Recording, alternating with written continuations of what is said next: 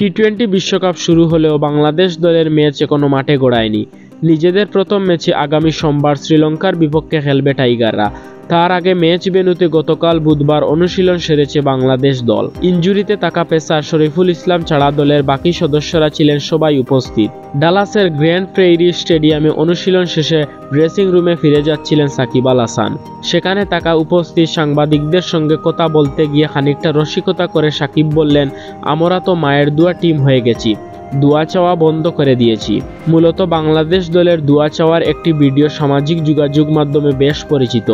বিশেষ করে শেখ মাহেদীর এক ইন্টারভিউতে বারবার দোয়া চাওয়ার বিষয়টি নিয়ে ভক্ত সমর্থকদের হাসাহাসির শেষ নেই।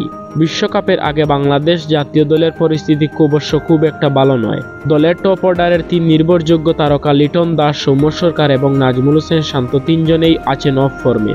আবার পেসার শরীফুল ইসলামের খেলা নিয়েও আছে প্রশ্ন। এমনকি সাকিব আল হাসান নিজেও ভুগছেন তার ব্যাটিং নিয়ে। এমন অবস্থা নিয়েই আগামী 8 তারিখ ঘুরে শ্রীলঙ্কার বিপক্ষে মাঠে নামবে টাইগাররা।